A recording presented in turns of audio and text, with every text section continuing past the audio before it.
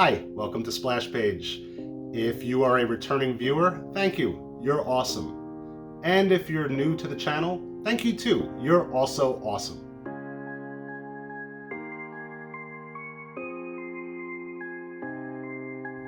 Now, I figured we'd do something a little bit different here, what I'm going to call old school movie reviews.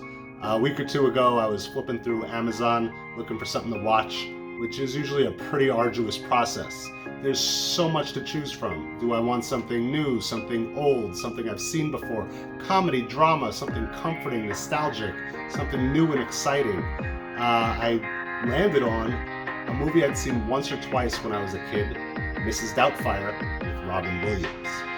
Now, it's always something of a concern that movies don't age well, especially with an old movie, say from the 90s, especially with a comedy, and even more especially with a comedy where the main topics are cross-dressing and divorce. And honestly, I was curious to see if there were any uncomfortable, cringy scenes that wouldn't hold up anymore, but I wasn't too worried because Robin Williams. So clicked play, sat back, relaxed, and watched the movie. The movie follows Daniel Hillard, played by Robin Williams, as he hammers the final nail into the coffin that is his marriage. He quits his job, albeit for moral reasons. He doesn't want to inadvertently sell cigarettes to children with his cartoon voice work, and goes to pick up his kids after school and throw his son a giant birthday party even after his wife explicitly told him not to. And it's not just a couple kids sitting around the cake. There's a full petting zoo in their residential house, which, yeah, it's not that great, but also, what about these other kids' parents? Where did they all come from? They just let them show up at this house? Okay, that's not the point. Whatever. We meet Miranda, his wife, at her job, which she seems to be very successful at. She gets a call saying there's yet another noise complaint at her home, and she has to rush out to clean everything up, as she always does. And if you thought this movie was going to be a rip-roaring comedy all the way through, here's where we find out it's not. She literally has to clean up the mess next to her husband Daniel as they have a marriage-ending argument, while the children hide off in the other room behind the banister and listen to their parents' marriage fall apart. We cut from there to the courtroom scene where we find out that the judge has given Miranda full custody and Daniel gets to see his kids once a week on Saturdays. When his lawyer doesn't say anything, Daniel has to stand up and plead for himself. He needs to see his children more than once a week. And that's the setup. We get a couple that's grown apart after 14 years. She used to love this fun, carefree man that she married, but he never grew up. She had to change to hold down a family, and he just never changed, and they're not the same people that they were anymore. He's not a bad person. He's out of work, but that's because he's the best of us. Not that there weren't consequences to his actions, but he couldn't do something he saw as morally wrong. He's not an adult man. He's a child in a man's body, and he's trying to navigate adulthood, which I think is something that can really hit home to a lot of us, and a lot of us today can relate to that.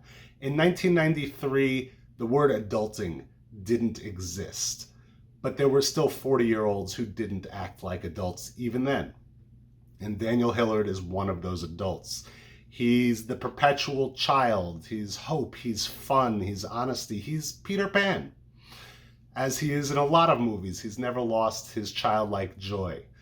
A lot of his other movies have this same kind of child to adult relationship, like Hook, where he's an adult that has to learn how to be a child again.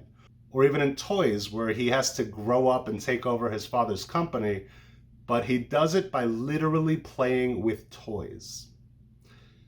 And even in Jumanji, he's thrust into adulthood and then given a second chance to grow up as a child and live a normal life and become an adult on his own terms. This is also another in a long line of 90s movies with weird adult-child relationships where children are a little too close to someone that isn't their parent that they probably shouldn't be. I mean, Mrs. Doubtfire is their father, but they don't know that, and they become very close with him. It's a very similar kind of feel to Big Daddy, where he just gets this kid by accident and becomes his father. Or Jurassic Park, where the scientists are traveling with the two children and have to keep them safe and more or less become father figures and parent figures. Or Hook, where Dustin Hoffman's Captain Hook just steals Peter's kids and pretends to be their dad, and they start to love him and enjoy him as a father. Or even Mighty Ducks, where the hockey coach just becomes a little too close with his star player's mother. It was a strange time for movies, I'll give you that. But Robin Williams, as in all of his movies, he's never lost that childlike joy and fun, and that can make for a great actor and a really fun person, but maybe not the best father. And this might be one of the first, if not the first, movies to kind of deal with divorce in a more realistic way. Okay, so let's hit the comedic high points of this movie. I'm going to break it down to 3 scenes. The first one is after the first time Mrs. Doubtfire meets her new family as Mrs. Doubtfire. She comes home and finds Mrs. Sellner, the court liaison, waiting for her, and Robin Williams has to play that scene of, you don't know that I'm 2 different people in the same room at the same time, and it's just incredible. He's back in his room, changing back and forth, changing costumes, accidentally drops his mask out the window, has to come up with something on the spot to hide his face, and that's where we get one of the most iconic shots from this film, where he smashes his face into that meringue pie. And as silly as it could have been, there's a lot of drama played in that scene where he's just really on the balls of his feet, trying to make this work, trying to hold this together and not be found out and probably arrested for it. There's the scene towards the end, the restaurant scene, which has been done thousands of times in probably every sitcom, when one of the characters accidentally books 2 dates on the same night in the same restaurant. And he kind of has to do the same thing again, changing back and forth from Daniel to Mrs. Doubtfire to meet his boss to hopefully get a better job, to hang out with the family he's a nanny for. That's kind of become a little too attached to their nanny and brought her on the mother's birthday party with her new boyfriend. But it is an excellent scene and very well done, and again, a lot of drama in there. And they kind of use that when he messes up to introduce Mrs. Doubtfire as the new host of the TV show that the boss is looking for. And they also use that to finally reveal that Daniel has been Mrs. Doubtfire this whole time to the family. And the way they do that is a little uncomfortable, I would say. If you think about it, Pierce Brosnan's character, Stu, orders his jambalaya without any spice because he's allergic to spice. And then Daniel adds spice to his jambalaya to spite him, nearly killing the man, but then coming to his rescue to save his life with the Heimlich maneuver, thus peeling off his face and surprising everyone. And I think the third scene, probably the most famous, popular scene, the drive-by fruiting. So those, I think, are the comedic highlights of the movie. Now let's see where the movie gets uncomfortable.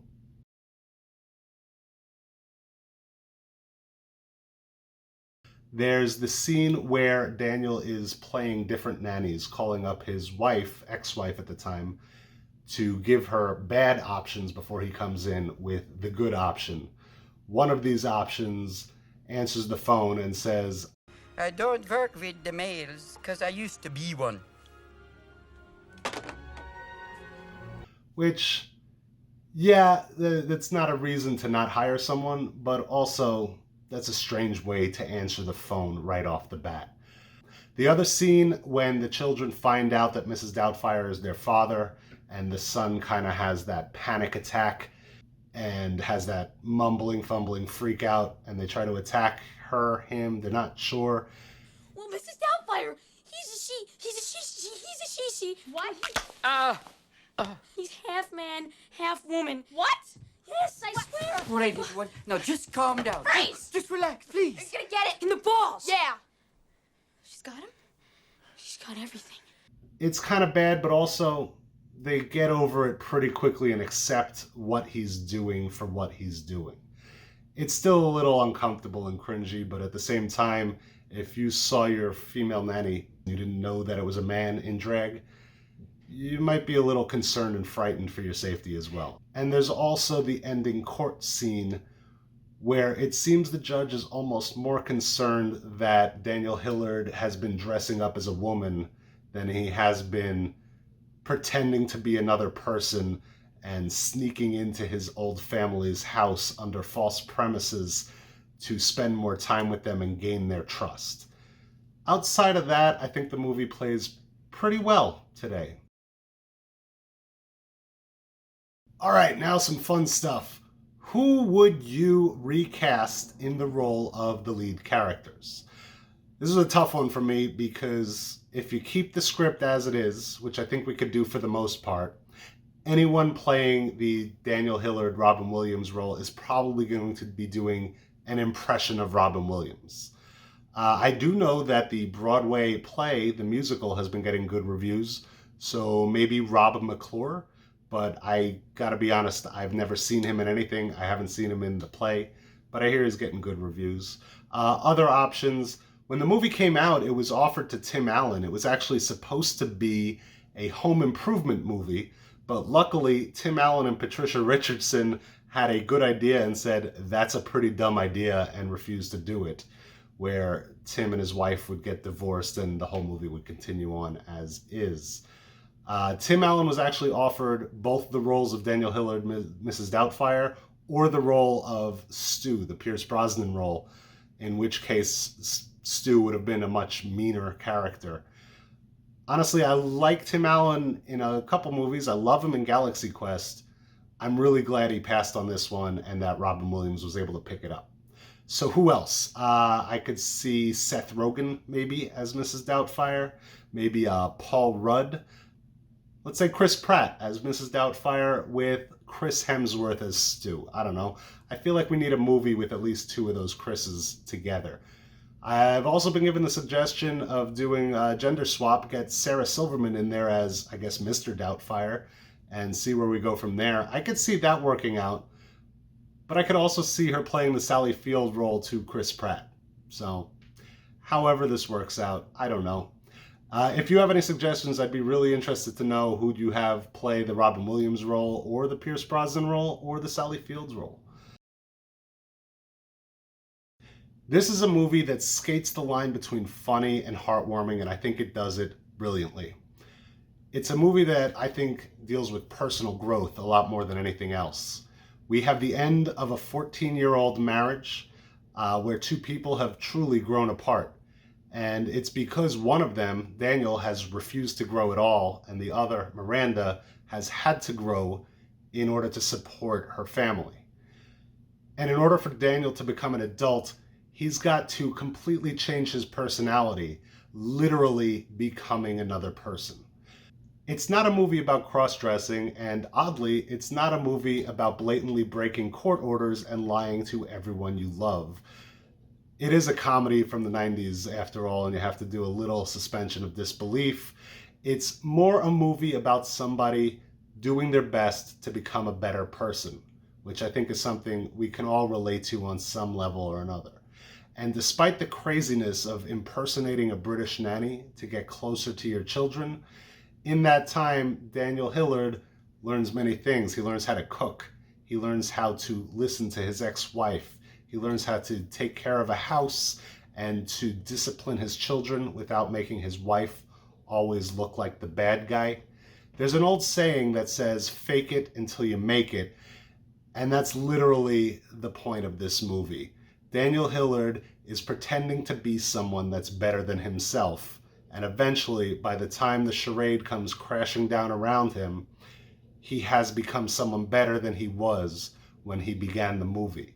He's now someone who can take care of himself and his kids and still have fun, but not at the expense of his relationships to everyone else. And, of course, the final monologue as Daniel takes his children away to hang out with them after school, the heartwarming message about non-traditional families and how no matter what happens, your family is always your family. Another important lesson, I think, in that movie. Are there better ways they could have gone about some of this? Sure. I think they did the best they could. I give this movie 4 out of 5 stars. It's funny, it's fast-paced, it's heartwarming. The casting is ridiculously good. I love Harvey Fierstein playing Robin Williams' brother. And that scene when Daniel first asked his brother to make him a woman, and he just says, "I thought you'd never ask." Oh, it's so good. It loses a star because of some of the possible cringy, uncomfortable scenes that I mentioned earlier, but also they weren't the focus of the movie, so I'll be a little bit light on them. And maybe for me, nostalgia really helps. So let me know what you think in the comments. Could this movie be remade today? What was your favorite scene? Who would you recast as Robin Williams? And is it possible to recast Robin Williams in anything? If you've stuck with me this long, thanks for watching, guys. And if you want to talk, I'll see you in the comments. Until next time, I'm Andrew, and this is Splash Page.